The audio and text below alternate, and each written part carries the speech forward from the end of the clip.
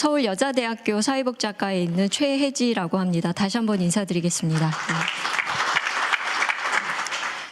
아까 회장님께서 짧은 시간에 준비를 했다라고 말씀을 해주셨는데 굉장히 좀 의뢰받고 시간은 없었고요. 다행히도 제가 다른 곳에서 발표했던 유사한 내용의 발표가 있어서 그걸 조금 수정 보완하는 형태로 이루어졌다. 그래서 죄송하게도 이곳에서 지금 처음 드리는 말씀은 아니다라는 거를 명확히 좀 해야 될 필요가 있을 것 같습니다. 어찌 되었거나 제가 굉장히 고무됐던 건 사실 저에게 고민은 이 통합 돌봄 지원법하고 사회복지하고의 그 어떤 역할 또는 사회복지 현장에서 무엇을 더 해야 되는가라는 게 이번 발제의 핵심일 텐데 거기에 대해서는 저도 그렇게 깊이 고민을 못 해본 상태였기 때문에 이 제 발제가 적절할까를 걱정했는데 아까 회장님 말씀에서 이 돌봄 통합 지원법이 바로 설 수 있게끔 하는 그런 게 굉장히 중요한 의미를 갖는다라는 말씀을 해주셔서 아마도 그것과 관련해서는 제 발제가 여러분들에게 조금 시사하는 점들이 좀 있지 않을까라는 생각을 하게 됩니다. 발제를 시작하도록 하겠습니다. 이와 같은 구성으로 이루어져 있고요. 지금 보시는 슬라이드에서 말씀드리고자 하는 거는 우리가 돌봄 통합 지원법이라는 거를 어떤 맥락에서 좀 뜯어볼 필요가 있는가라는 거를 제 나름대로 고민을 좀 해서 구성한 것이다 이렇게 말씀을 드릴 수가 있겠습니다. 일반적으로 법이 갖고 있는 굉장히 중요한 의미는 우리가 갖고 있는 알고 있는 사회적 규범을 굉장히 고도화된 형태로 또는 굉장히 구속력 있는 형태로 구성한 것이 바로 법이다라고 볼 수가 있겠습니다. 그래서 우리 사회에서는 돌봄이라는 걸 어떤 식으로 진행해야 되고 돌봄은 어때야 되는가에 대한 사회적 규범이 없지 않습니다. 그런데 그런 것들이 모아져서 하나의 권리로서 법의 형태를 지닌 구속력 있는 것으로 만들어진 것이 지금 저희가 논의하고자 하는 돌봄 통합 지원법이다 이렇게 이해를 하시면 되겠고요. 돌봄 통합 지원법이 갖고 있는 가장 중요한 의의는 뭐라고 생각하시나요? 저희가 왜 이렇게 돌봄 통합 지원법에 많은 관심을 갖고 있는 것일까요? 이 돌봄 통합 지원법이 사실은 대한민국 국민이 갖고 있는 대한민국 시민이 갖고 있는 하나의 권리로서 돌봄권을 호명하고 있다는 점에서 굉장히 중요한 그런 의의를 갖는 법이라고 생각할 수가 있습니다. 그럼 이 돌봄 통합 지원법에서는 국민 시민이 갖고 있는 권리, 그것들을 무엇으로 구체화시키고 있고 또 권리라면 분명히 권리를 보장해줘야 되는 주체가 있을 것이고 권리를 보장받는 또 당사자가 있어야 될 것인데 그런 당사자들의 모습은 어떤 식으로 그려져 있는가를 저희가 법안을 통해서 좀 짚어볼 필요가 있겠다라고 생각을 했습니다. 그래서 앞으로 제가 제 발표의 3분의 2 정도 동안에는 이 돌봄 통합 지원법이 이 권리성을 어떻게 규정하고 있고 또 권리를 보장해야 되는 주체는 누구이며 우리가 이때 말하는 권리라는 게 실질적으로 어떤 내용들로 구성되어져 있는지 우리가 보장받고자 하는 그 권리의 대상들은 무엇인지에 대해서 살펴볼 것이고요. 이 권리의 책임 주체는 누구인가 이 4가지 측면에서 좀 살펴보려고 합니다. 이게 진짜 대한민국 시민들은 이런 권리를 갖고 있다라고 법이 천명하고 있지만 그 천명되어진 바대로 제대로 권리가 실질적으로 보장될 수 있을 것인가라는 것을 짚어보기 위해서는 아마도 이렇게 몇 가지 중요한 지점들을 저희가 또 놓쳐서는 안 될 것 같은데요. 첫 번째가 진짜 절차적으로 우리의 권리를 확보할 수 있는 법안으로서 완성된 형태를 띠고 있는가를 먼저 살펴볼 필요가 있을 것 같습니다. 사실 저는 법에 대한 전공자가 아니기 때문에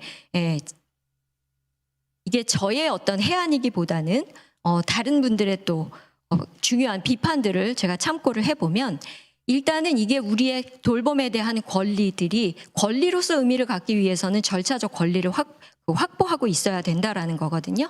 그런데 실질적으로 이 돌봄 통합 지원법 안에서는 이 절차적 권리 확보에 대한 내용 중에서 이 권리 구제에 대한 내용이 미흡하다라는 겁니다. 그래서 내가 실질적으로 돌봄을 받아야 되는데 대상에서 배제가 됐다거나 또는 나에게 돌봄을 제공하기 위해서 국가가 수립한 지원 계획에 내가 동의할 수 없을 때 이런 이의 신청에 관한 권리 규제가 사회보장기본법처럼 저렇게 권리 구제에 대한 구체적인 조항이 있어야 되는데 이 법이 그걸 충족하고 있지 못하다라는 거거든요. 그래서 권리로 천명을 했으나 이런 절차적 권리 확보에서는 미흡한 점이 있어서 이런 수정이 필요하다라는 거고요. 그다음에 말은 참 좋죠. 모든 시민들에게 돌봄을 받을 권리, 할 권리를 보장하겠다라는데 뭐가 제일 중요할까요? 뭐가 필요할까요? 예, 항상 걸리는 게 돈이죠. 돈의 문제입니다. 이게 저희가 이 사회보장기본법도 갖고 있고 좋은 법을 갖고 있는데 사실은 어떤 분들은 그렇게 얘기해요. 사회보장기본법을 통해서도 우리가 돌봄이 필요할 때 돌봄을 받을 수 있어야 된다. 사회보장기본법만으로 충분하다라는 건데 실질적으로 사회보장기본법이 제대로 작동을 안 하면 그렇지 않거든요. 왜냐하면 이런 게 없습니다. 재원도 없고요. 조직도 없고요. 자, 그래서 재원하고 조직에 대해서도 우리가 좀 짚어볼 필요가 있다라는 거고요. 재원에 대해서는 어쨌든 국가가 필요한 경우에 재원을 지원해야 된다라고 되어져 있고요. 그리고 광역지자체는 또 기초지자체에 이 돌봄 통합 지원을 위한 인프라라든지 재원을 지원해야 된다라고 명시를 하고 있습니다. 그다음에 조직과 인력에 대해서도 전담 조직을 둘 수 있다 21조 에 되어져 있고요. 그다음에 그런 전담 조직이라든지 지원 조직에 전담 인력을 두도록 하는 그런 조항들이 있다라고 볼 수가 있습니다. 그럼에도 불구하고 아까 말씀드린 것처럼 이런 절차적 어떤 그 권리에 대한 미흡함이라든지 이런 것 때문에 권리 구제에 대한 조항을 새롭게 마련할 필요가 있다라고 저희가 말씀드릴 수가 있겠고요. 돈은 그럼 어떻게 할 거냐? 사실은 이 조항에서는 누구는 누구에게 재정적으로 지원할 수 있다라고만 얘기하고 있지 어떤 돈으로 돌봄을 할 수 있다라는 얘기까지는 없어요. 그런데 지금 이 돌봄통합지원법 외에 돌봄기본법에 대한 논의들이 새롭게 되어지고 있고 최근에 그 나온 이수진 의원실에서 굉장히 큰 작업을 해주신 돌봄기본법 안에 보면 이런 돌봄기금 그래서 예컨대 돌봄기금이 이제 장기요양기금의 일부라든지 또는 건강보험 재정의 일부를 이렇게 하나의 주머니로 돌봄기금으로 만들게 한다라든지 또 지역에서는 지자체별로 지역 돌봄기금을 설치할 수 있는 이런 조항들을 그 돌봄기본법 안에 담고 있거든요. 아마도 이제 그런 어떤 재원들이 이 우리 돌봄 통합 지원을 위한 재원하고 어떤 연관성을 갖는지 이제 후에 만약에 이 기본법이 실질적으로 통과가 되게 되면 그 돌봄기본법에서 말하고 있는 이런 재원과 그다음에 이 돌봄 통합 지원을 위한 재원 간의 연결성이나 관계성 이런 것들에 대해서 저희가 조금 더 짚어볼 필요가 있을 것 같습니다. 자, 그다음에 이제 중요한 게 그러면 권리를 갖고 있는 사람이 누구냐, 그 권리의 주체가 누구인지에 대해서 이 법이 어떻게 정하고 있는지를 저희가 좀 들여다볼 필요가 있을 것 같습니다. 누굴 것 같으세요? 누가 권리를 갖는 걸까요? 여러분들 참 제가 수업하면 요새 제일 힘든 게 우리 학생들이 반응이 없으세요. 그래서 반응이 없을 때마다 제가 좀 반응을 해줘야 내가 신이 나서 강의를 하지 않겠니? 라는 그런 부탁을 좀 하는데 입여식이 참 어려우시죠. 그죠? 부담스러우세요. 이게 맞는 얘기인지 아닌지도 모르겠고 그렇지만 여러분들의 의견을 좀 들려주시면 제가 조금 더 힘을 받을 수가 있을 것 같습니다. 권리를 갖고 있는 당사자가 누구라고 생각하세요? 모든 시민일 거라고 우리가 생각을 하고 있죠. 굉장히 순진하신 겁니다. 당연히 그래야 된다고 우리는 생각하고 있고 실질적으로 궁극적으로는 이 법이 통합적으로 돌봄을 받을 사람들을 모두로 규정하고 있다라고 볼 수가 있겠어요. 그래서 법의 조항에서 보면 일상생활의 수행에 어려움을 겪는 사람에게 돌봄을 통합적으로 지원하는 게 이 법의 목적이기 때문에 그 목적에 의해서도 대상자는 모든 시민이어야 된다라는 거고요. 그런데 그 모든 시민 중에서도 일반적으로 저희가 누가 돌봄이 필요하지라는 질문을 했었을 때 이걸 좀 종적인 차원과 그다음에 횡적인 차원에서 누가 돌봄이 많이 필요한가라는 거를 좀 많이 판단을 하게 되는데 이 종적인가라는 거는 일종의 그 시간적인 생애 단계라고 한번 생각을 해볼 수가 있겠습니다. 그러면 굉장히 돌봄이 많이 필요한 게 일단은 영유아일 거라고 우리는 생각을 하고요. 그다음에 조금 아동들, 그다음에는 이제 누구를 건너뛰는 거죠? 예, 노인이라고 생각을 하게 되는데 그 사이에 굉장히 많은 생애 단계가 포함되어 있습니다. 예를 들면 성인이라든지 그렇죠. 그래서 지금은 성인 돌봄에 대한 그런 욕구들도 굉장히 높다는 걸 우리가 확인하고 있는데 어찌되었거나 생애 단계로 보면 이 모든 생애 단계가 돌봄을 제공받아야 되는 생애 단계라고 생각이 들고요.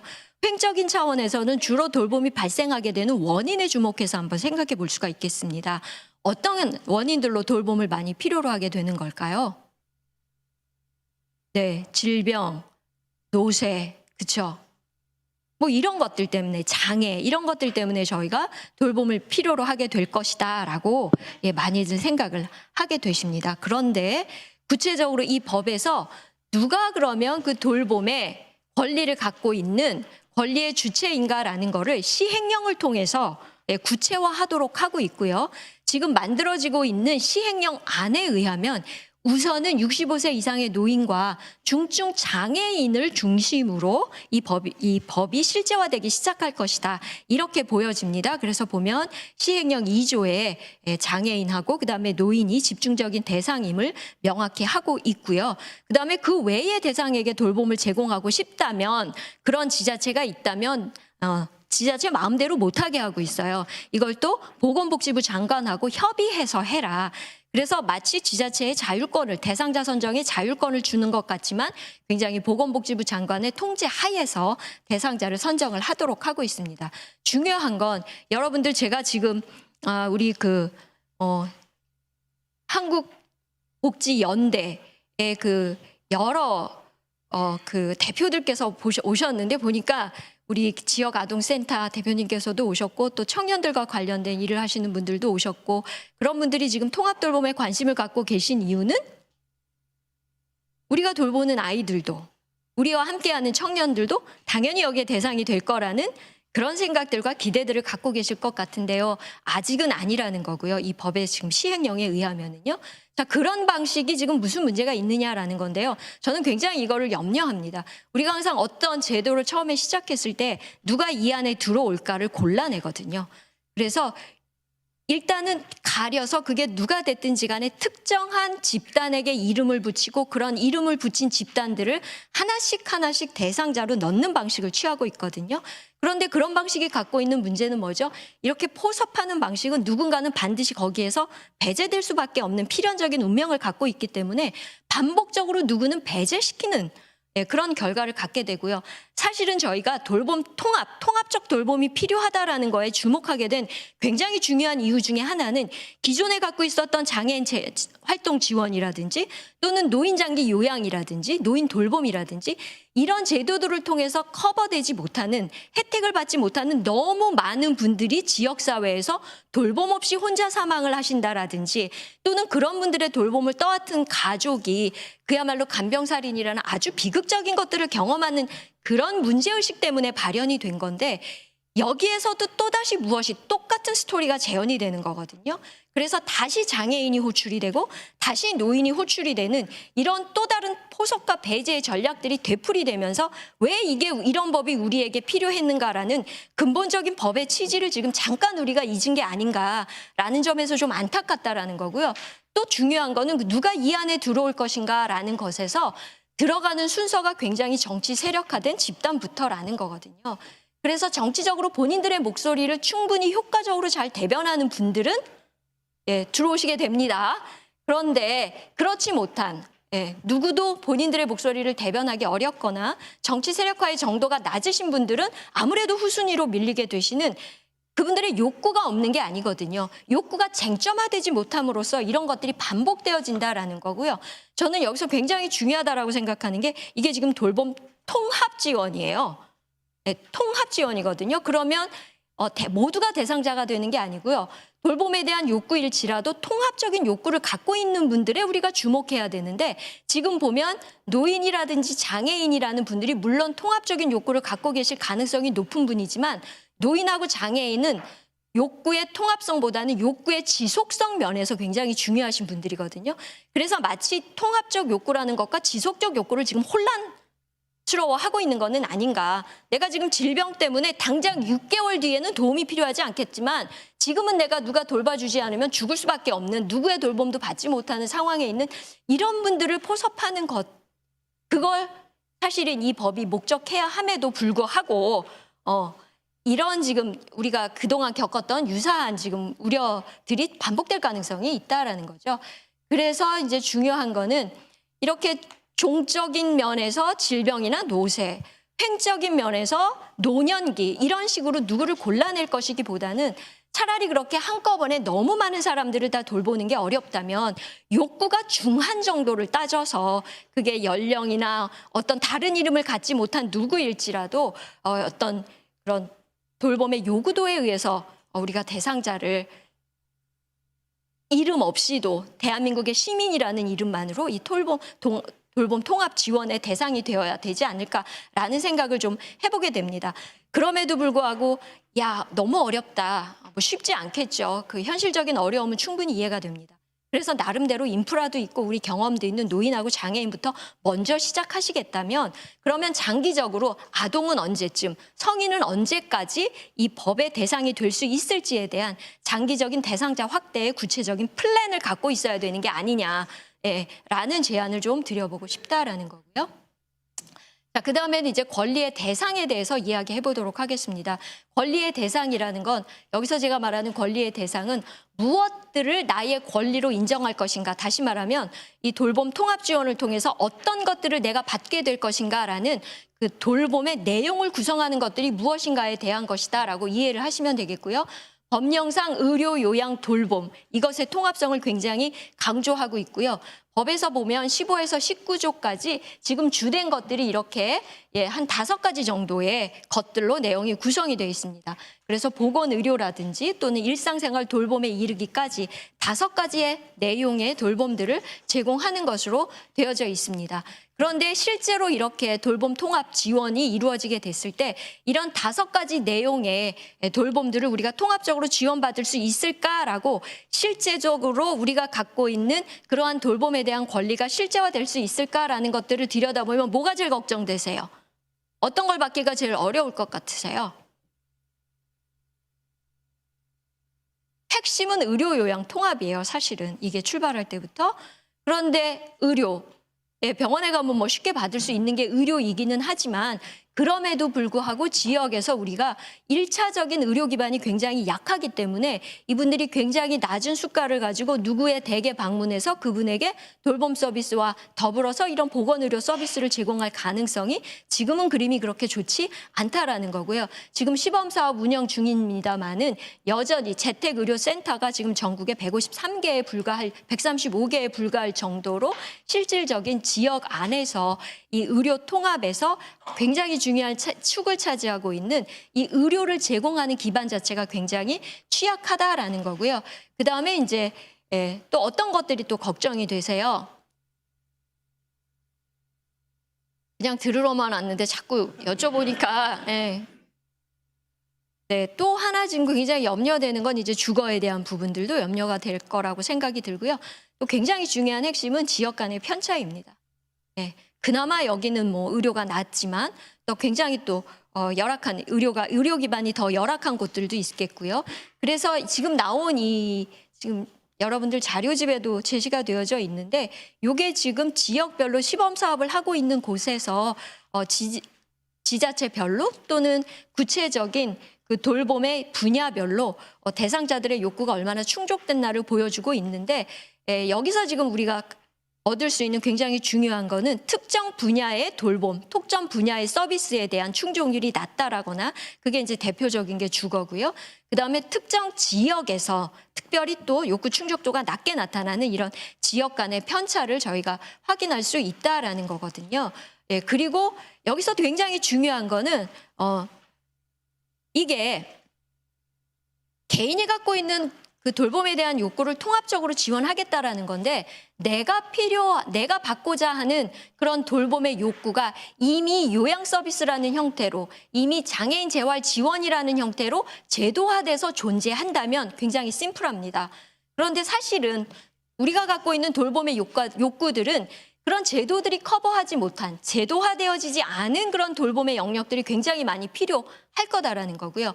그게 사실은 제대로 포함이 되거나 그게 같이 작동해주지 않는다면 통합 지원으로서 그 통합의 이름이 조금 더 무색해질 수도 있는데, 아마도 여차하면 이게 기존에 있었던 제도들을 중심으로 그냥 몇 개의 서비스를 묶어서 주는 형태로 되어질 가능성이 있다. 그래서 비제도화된 그런 돌봄 서비스, 비제도화된 욕구들의 경우에는 여전히 이 돌봄 통합 지원을 통해서도 해결되지 못할 가능성이 굉장히 높다는 건데요. 특히나 굉장히 중요한 게 이제 재활 서비스 같은 거거든요. 재활 서비스는 지금 요양에서도 제공하고 있지 못하고요. 그다음에 뭐 영양관리, 이동 지원이나 주거 개선 같은 경우에는 지금 시범 사업 안에는 들어가 있습니다. 그런데 이런 것들이 이제 굉장히 중요한 비제도화된 욕구들이고, 이게 어느 정도나 매끄럽게 통합되어서 제공될 수 있을지가 굉장히 중요한 거겠습니다. 그래서 이런 권리 대상이 실제화되려면은 저희가 지역 간에 있는 이런 자원의 불평들, 이걸 해결하기 위해서 공공 중심의 1차 의료 확대가 되게 필요하다라는 거죠. 예, 지금 뭐 의사 증원도 물 건너갔고요. 그다음에 의사가 증원이 돼서 아무리 많이 쏟아져 나오면 의미 없다는 거 아시죠? 다 서울 강남에서 성형외과, 뭐 저도 여러 번 혜택은 봤습니다만, 네, 예, 피부과 너무 중요하죠. 그렇지만 예, 지금 우리가 염두에 두고 있는 지역에서 어른들이, 또 지역에서 누군가가 예, 그 통합적인 어떤 그런 돌봄이 필요할 때 그 의료의 일부를 구성하고 있는 그런 건 아니라는 것이기 때문에 이런 공공의료 중심의 1차 의료 확대가 너무나도 중요할 것이고요. 그다음에 이제 통합 지원을 위한 그 각종 그 서비스들의 공공성을 높여야 된다라는 조항을 우리가 갖고 있습니다. 그렇지만 어떻게 높이겠다라는 것까지는 당연히 이제 구체적으로 얘기가 있지 못하고요. 그런데 이제 제5조 4항에 보면은 이제 그 통합지원 기본계획, 우리가 사회보장 기본계획을 세우듯이 통합지원 기본계획을 세우도록 되어 있고, 그 밑에 어떤 것들이 통합지원 기본계획에 들어가야 되는지에 대해서 법에서 쭉 밝히고 있거든요. 제 생각에는 그렇게 기본계획 안에 포함되어져야 되는 내용이 지자체별로 우리가 공공요양이면 공공요양, 공공의료면 공공의료를 앞으로 5년 동안 몇 %까지 높이겠다라는 구체적인 계획을 반드시 이 통합지원 기본계획 안에 넣도록 해야 되는 것이 아닌가. 그렇지 않다면 공공성을 높이도록 노력해야 된다라는 저 4조 2항의 5조가 5목이 아무 의미가 없는 것이 되어지지 않을까라는 생각입니다. 그래서 공공 재가 요양 인프라 확충의 어떤 목표치, 이런 것들이 기본계획 안에 가야 되지 않을까라는 생각이고요. 그래서 굉장히 강조하고 싶은 것이 이런 전 국가적으로 공공요양, 공공돌봄의 기본 공급률제 같은 거를 좀 도입할 필요가 있지 않을까라고 생각이 듭니다. 지금 보면 그 저출산 고령사회 기본 계획에 의하면 우리가 2027년까지인가요? 어린이집의 경우에는 국공립 어린이집 시설을 50%까지 공급하도록 그렇게 딱 명시를 하고 있습니다. 하겠다라는 계획이죠. 그런데 예산 보니까 그렇게 될 것 같지는 않아요. 그런데 지금 우리는 특히나 요양 같은 경우에도 시설 요양은 한 85%, 87%고, 그다음에 이제 재가 요양의 경우에는 다수가 민간에 의해서만 이루어지죠. 전적으로 민간에 의해서 제공이 되고 있다라고 보여집니다. 그거 이제 공공성 높여야 된다 그러면 현장에서는 굉장히 알레르기 반응을 일으키시는데, 뭐 50 정도 제공하시던 거를 민간은 30만 해라, 20만 해라, 이게 아니에요. 민간이 지금 99 하고 있다라는 겁니다. 그 99 그냥 99에서 어느 정도까지만, 30 정도까지만 어쨌든 공공이 좀 책임지는 구조로 가야 되지 않겠느냐라는 거고요. 그래서 이런 공공이 제공하는 돌봄의 총량이 전체 돌봄 제공 총량에서 일정 비율을 차지하는 것들을 좀 명시하는 이런 돌봄, 공공 돌봄, 뭐 기본 공급률제 같은 것들을 저희가 좀 고민해 볼 필요가 있지 않을까라고 생각이 듭니다. 그럼 이런 복잡한 것을 제가 몇 시까지 끝나면 될까요? 네, 이런 복잡한 것을 누가 지금 책임을 지게 되는가, 누굴까요? 당연히 국가와 지방자치단체입니다. 여기서 좀 주목되는 부분이 있지 않으세요? 대부분의 국가가 책임진다는데 여기서 이 돌봄 통합 지원에 대해서는 지방자치단체장의 책무로 되어져 있어요. 굉장히 많은 부분들이. 그럼 왜 지방자치단체장을 책임의 주체로 콕 집어서 얘기하고 있는 것일까요? 대통령 혼자 하시기엔 너무 버거우셔서요. 네, 그렇게 생각하실 수도 있죠. 그런데 굉장히 중요한 건 이게 돌봄에 관한 권리이기 때문이라는 겁니다. 아시겠지만 돌봄이라는 건 어떻다. 지역 밀착적이고 지역 생태계 안에서 고민되어져야 되는 부분이라는 거죠. 그래서 이 법에서도 보면 살던 곳이라는 곳, 이런 단어를 사용하고 있습니다. 그래서 우리가 흔히 이제 노인 전공하시는 분들은 AIP의 중요성에 대해서 얘기 많이 하시죠. 그런 살던 곳에서 복합적인 욕구를 갖고 있는 사람에게 이런 다양한 서비스들을 통합적으로 제공하는 것이 사실은 이 법의 골자다라고 생각이 들고요. 그 골자에서 굉장히 중요한 게 바로 저 살던 곳이라는 것이거든요. 그렇기 때문에 그 살던 곳을 책임지고 있는 지자체장들에게 굉장히 많은 책임이 부여된 것입니다. 그래서 보시면 지원체계 구축에서부터 연계체계 구축까지 아주 많은 책임들이 지자체장에게 부여되어져 있고 이 지자체장의 책무를 실현하는 데 필요한 행정적이거나 재정적 지원을 하는 것이 국가의 책임으로 이렇게 책임 분배가 되어져 있다라고 말씀을 드릴 수가 있겠습니다. 여기서 좀 약간 집중력이 여러분들 흩어지시는데요. 몇 분만 더 버텨주시기 바랍니다. 네, 그래서 다시 한번 우리가 돌봄의 지역성에 대해서 강조할 필요가 있다라는 거죠. 아시겠지만 돌봄에서 지역이 왜 이렇게 중요한 걸까요? 네. 내가 살던 곳이니까 그냥 여기서 계속 돌봄을 받아야 돼. 이런 것도 굉장히 중요하겠지만 내가 돌봄을 어떤 식으로 생각하고 있고 내가 원하는 돌봄이 무엇이고 또 이 지역에서 나에게 제공해 줄 수 있는 돌봄의 자원들이 어떤 것인가라는 것들이 다 지역 안에서 결정이 되는 거거든요. 그러니까 돌봄의 욕구가 발생하는 곳으로서의 지역, 또 돌봄을 자원을 보유하고 있는 이런 보유 창고로서의 지역, 그다음에 누가 어떻게 돌보는 게 바람직한가라는 돌봄에 대한 규범을 만들어내고 그 규범이 전승되어지는 곳으로서의 지역, 이런 지역성이라는 거는 절대 돌봄하고 떼어놓고 생각할 수가 없는 곳이기 때문에 그래서 돌봄은 다른 사회 서비스 중에서도 특히나 이런 지역 밀착성이라는 것이 굉장히 강조가 되는 것인데 그 돌봄과 지역이 갖고 있는 중요성에 포착해서 이 법이 만들어졌는데 실질적으로 진짜 지자체에 의해서 이 돌봄이 구현되는 방식으로 법이 구성되어져 있냐라는 것을 보면 조금 다른 그림을 우리가 읽을 우려가 충분하다라는 겁니다. 그래서 보면 21조의 지자체의 이 통합 지원을 위한 전담 조직을 둘 수 있다라고 되어져 있어요. 워낙이 시민단체들은 두어야 한다로 책임 조항, 의무 조항으로 명시해라 그랬는데 이게 뭐 지방자치법규? 이런 것에 위배가 되기 때문에 어렵다. 이제 이런 말씀들을 하세요. 그러니까 이제 법적인 어떤 그런 그 법 원리라 그러나요? 그런 것상에 이제 어려움이 있었다라는 거고요. 그런데 전담 조직이 이렇게 많은 역할들을 하는 걸로 법에 명시가 돼 있습니다.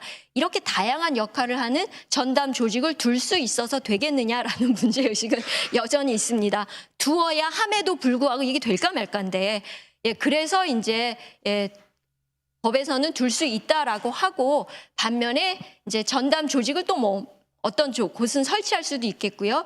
그다음에 이제 읍면동에 이런 통합 지원 업무를 지원하기 위한 그런 조직 또는 전담 조직에 관련된 역할을 담당하는 전담 인력은 반드시 두도록 하고 있고요.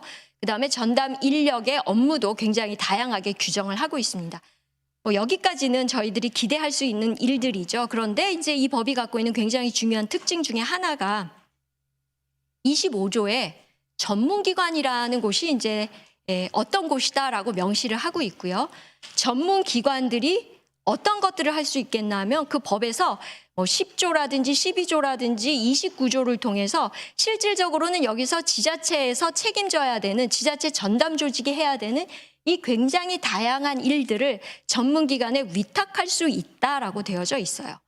그리고 특히나 이 보칙으로 되어져 있는 29조에 보면 개인의 말하자면 우리가 왜 사례관리 계획 같은 거 있잖아요. 서비스 지원 계획 같은 것도 그런 지원 계획을 수립하는 것까지도 전담 조직에 위탁할 수 있다라는 구조로 되어져 있다라는 것들을 저희가 좀 주목할 필요가 있고요. 이게 저의 과도한 피해의식이 만들어낸 안 해도 되는 고민이다, 안 해도 되는 우려다 라는 방식으로 실현이 되면 정말 너무 감사할 것 같아요. 그래서 어떤 분들은 지적하세요. 너 왜 그렇게 거기다 목을 매니? 그런데 이런 우려 때문이다라는 거죠. 저는 저 위탁 조항이 실질적으로 지자체장의 책임이라는 것 자체를 굉장히 형해화시킬 가능성이 높다라는 거죠. 위탁할 수 있게 했습니다. 지금 지자체에서 실질적으로 그렇게 나서서 누구의 욕구를, 돌봄에 대한 욕구를 조사하고 그다음에 지원 계획을 세우고 회의를 거쳐서 어느 기관에서 뭐 제공해 주세요 하는 것들을 지자체에서 해본 경험이 아마도 12개의 시범 사업을 하고 있는 곳 외에는 없을 텐데요. 이게 시행이 되게 되면 229개의 지자체에서 시행해야 되는 겁니다. 그럼 지금 5% 정도가 이 경험을 하고 있다는 거거든요. 공무원분들이 이런 해보지 않은 것들을 하시겠다라고 하시게 될까요? 아마도 가장 더 쉬운 선택은 뭘 거라고? 전담 조직에 위탁하는 형태가 되지 않을까라고 생각이 들고요. 전담 조직은 지금 보면 누굴 것 같으세요? 노인의 경우에는 노인 요양과 관련된 사업들을 해왔던 건강보험공단이라든지 그다음에 장애인 활동 지원을 해왔던 국민연금공단이라든지 이런 것들이 지금 전담 조직들로 얘기가 되고 있죠. 그런데 이곳들은 주로 사회보험이라든지 또는 전국 단위에서 이루어지는 굉장히 표준화된 서비스를 제공하는 곳에 익숙한 그런 조직들이라는 거고요. 우리가 지금 주목하는 이 돌봄은 정말 왜 지역성이 강조돼야 되는가를 제가 여러 번 말씀드렸지만 그런 어떤 표준화로 커버할 수 없는 굉장히 표준화와 표준화 사이에 비어져 있는 수많은 공백들을 또 개인마다의 어떤 다양한 차이들을 읽어내서 굉장히 그걸 민감하게 포섭하는 방식의 제가 너무 이상적인 그림을 그리고 있는지 모르지만 그런 통합 지원을 그림을 그리고 있는 건데 그런 것을 제공한 기에는 너무나도 중앙 집중화되어져 있고 사회보험이라는 방식의 아주 표준화된 서비스를 제공하는 것에 익숙해져 있는 조직이기 때문에 이런 전담 조직에게 그런 돌봄 통합 지원에 대한 전반적인 키가 또는 전반적인 그 중추 핵이 넘어가게 되면 이게 어떤 방식으로 구현될지에 대해서는 굉장히 우려스럽다라는 말씀을 드리게 될 것 같고요. 또 23조에 보면은 저런 전담 조직과 그다음에 시군구에서 그 정보에 대한 상호 요구를 할 수가 있게 됩니다. 요새 진짜 무서운 거는 여러분 힘센 거보다 뭐죠? 정보가 힘입니다. 이럴 때 과도한 대상자에 대한 정보력을 이런 전담 조직들이 갖게 되게 되면 더 이상 그 정보력 때문에도 정보가 갖고 있는 권력 때문에도 사실은 한번 이렇게 물꼬가 형성이 되게 되면 이거 굉장히 돌리기 어려운 그림이 될 거다라는 것 때문에 긴장하고 있는 것입니다. 그래서 돌봄 통합 이게 사실은 지자체에서 진짜 전담하는 방식으로 이루어질 수 있도록 그 전담 조직이 해야 되는 역할은 지원이라든지 협조의 역할로 좀 다시 재설정하는 그런 방식의 어떤 법적인 전환이 있어야 되지 않을까라고 생각을 이제 하게 됩니다. 근데 여러분들이 진짜 이제 관심 있는 건 그래서 사회복지 실천 현장은 어때야 되는가라는 거고요. 사실은 사회복지 실천 현장이 이 돌봄 통합 지원과 관련해서 무엇을 할 수 있는가는 우리의 의지가 충만하다 그래서 우리가 막 이만큼 할 수 있는 건 아니고요. 굉장히 법에 의해서 구속되어질 수밖에 없다라고 볼 수가 있고요. 그러면 이 법을 쭉 읽으면서 사회복지 실천 현장의 그림을 우리가 발견할 수 있는 몇 가지 단서가 있는데 그게 이제 전달체계 상의 우리 사회복지 실천 현장의 대부분의 기관과 조직들은 무엇으로 통합 지원 관련 기관으로 이렇게 호명이 되고 있습니다. 여기 안에 우리가 들어가 있을 것이고요. 그다음에 이제 그 통합 지원 협의체에 우리 이런 통합 지원 기관들이 이제 참여하게 되는 그런 방식일 것 같고요. 그래서 보면 사회복지관 통합 지원 기관입니다. 이런 식으로 명시하고 있지 않아요. 어떤 서비스를 제공하는 조직과 기관들 이런 식으로 서비스를 특정을 하고 그 특정된 서비스를 제공하는 곳들을 통합 지원 기관으로 이렇게 굉장히 이렇게 방대하게 정의를 하고 있다라고 이해를 하시면 될 것 같고요. 그래서 뭐 사회복지 실천 현장의 대부분의 기관들이 통합지원 관련 기관으로 들어가 있는 거는 너무 자명하고요. 그다음에 통합지원 협의체에는 여차하는 경우에 지역보장협의체 하고 통합 운영할 수 있다라는 것 자체가 어떻게 보면 우리는 이미 그 안에 통합지원 협의체 안에 벌써 들어가 있는 것이 아닌가라고 생각할 수가 있을 것 같습니다. 그러면 이제 이런 통합지원 기관들은 관련 기관들은 어떤 역할들을 하도록 돼 있는가 하면은 개별 지원 계획에 필요한 어떤 자문을 준다라든지 이런 걸 지원하도록 되어져 있습니다. 그런데 저는 이제 13조 1항에 보면은 어떤 사람에 대한 서비스 지원 계획이 보건의료를 포함해서 통합적으로 굉장히 포괄적으로 지원 계획이 이미 마련된 게 있으면 그 계획으로 퉁칠 수 있다 이런 조항이 있어요. 그래서 굉장히 저희는 제가 생각하건대는 이미 이제 지역사회 복지관이라든지 이런 데서 우리가 서비스 대상자들을 위해서 마련한 서비스 제공 기획 자체가 굉장히 적극적으로 좀 활용될 그럴 가능성이 높다라고 보고 있고요. 그리고 이제 실질적으로 저희 서비스를 제공한다라고 하게 되면 이제 우리 사회 서비스, 사회복지 관련 현장들에서는 우리 건강과 관련된 그런 서비스도 많이 제공하죠. 어르신들 기능 보강이라든지 건강에 관련된 그런 서비스들 뿐만 아니고 이제 아마도 그 일상생활 돌봄과 관련된 서비스들을 직접 서비스 제공 계획에 의해서 제공하는 기관으로 되어질 것 같고요. 그래서 시범사업 지금 전개도를 보면 우리는 아마도 저 통합 안내 창구 그래서 노인 맞춤 돌봄 수행 기관이 지금 시범 사업상 통합 지원 계획 기관들이 대부분 저 통합 안내 창구 안에 자리를 하게 될 것이다라고 생각이 들고 통합 지원 회의에 당연히 저희들이 그 회의의 그 회원의 어떤 자격 또는 구성원의 자격을 가지고 참여하게 될 것이고 실질적으로 만들어진 계획에 의해서 서비스를 제공하는데 이 사회복지 실천 현장이 당연히 많이 활용이 될 거다라는 거죠. 그런데 여기서 우리가 어느 정도의 역할을 할지에 대해서 저는 두 가지 변수에 의해서 조금 다른 그림이 나올 수도 있다라고 생각이 드는데 첫 번째는 아까 말씀드린 대로 이 돌봄 통합 지원에 대한 중요한 키를 지자체가 갖고 가느냐 아니면 이게 전담 전문 기관인 예컨대 건보라든지 이런 데를 중심으로 이 돌봄 통합 지원이 이루어지느냐에 따라서 현장하고의 협업의 관계라든지 현장의 전문성이 활용되는 정도에 굉장히 큰 차이가 있지 않을까라고 생각이 듭니다.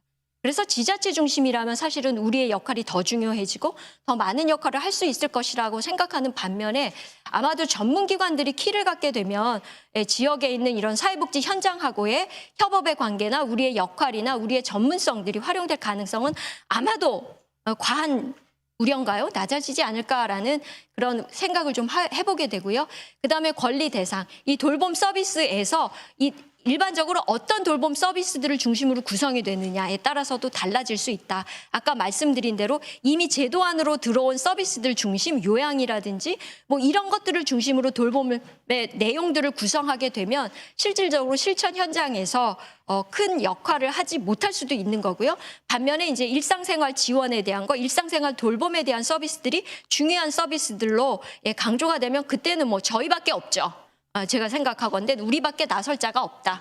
이렇게 생각을 하게 됩니다. 그리고 또 중요한 거는 거기 법안에 보면 또 시행령에서도 보면은 전담 조직이나 지원 조직에 민간 전문 인력을 두도록 되어져 있고요. 이거는 여러분들 아시는 대로 아동복지법에 근거해서 이제 그런 시행령 조항을 만들었다고 하는데 이 민간 전문 인력이 간호 인력이거나 또는 사회복지 인력이 될 것입니다. 그래서 어떤 기관에 소속된 사회복지사가 그리로 넘어가는 형태는 좀 어려울 것 같고요. 제 생각에는 아마도 지자체에서 이런 사회복지 전문성을 갖고 있는 분들을 이런 전담 조직이나 지원 조직에 이제 또 다른 인력들로 채용하는 형태가 되지 않을까. 그래서 지금 서울시에서 하고 있는 돌봄 SOS에서 돌봄 매니저의 역할 같은 것들을 이제 사회복지 전문가들이 하게 될 것이다라고 생각을 하게 됩니다. 우리가 이제 더 큰 역할을 하고 싶다라고 또는 더 잘 준비하고 싶다라고 하면 뭐 별다른 건 없을 것 같아요. 이미 우리가 하고 있는 우리의 미션이라고 알고 있는 것들을 충실하게 우리가 준비하는 것 이상의 무엇이 없지 않을까라고 생각이 드는데 중요한 건 이제 아까도 말씀드렸듯이 제도와 제도 사이에 빈 공간을 메꾸는 수없이 많은 그런 서비스 자원들은 대부분 우리가 갖고 있거든요. 저희들이 발굴한 거거든요. 그거에 대한 지역 돌봄 자원 발굴이 또 구조화가 훨씬 더 적극적인 형태로 이루어져야 될 것이고 또 중요한 거는 이거 국가가 나서서 하는 돌봄이라 그래서 여러분 개인이나 여러분들 지역 주민으로서 다른 지역 주민들을 돌보는 책임에 대한 것들이 면죄부를 받으신 건 아니에요. 우리 모두가 사실은 상호 돌봄에 책임을 갖고 있는 거거든요. 그런 면에서 이런 상호 돌봄의 주체로서 주민들을 조직화하는 것, 그리고 이 법 안에도 굉장히 중요한 돌봄 서비스의 내용 중에 하나가 가족 지원이거든요. 전 너무 착각하는지 모르겠지만 이 가족 지원도 우리가 굉장히 많은 전문성을 갖고 있다라고 보기 때문에 이런 것들이 사실은 실질적으로 저희가 준비하고 또 기여해야 되는 부분이 아닌가라는 말씀을 드리면서 제가 5분 이상을 더 썼습니다. 이걸로 제 발제를 모두 마치도록 하겠습니다. 감사합니다.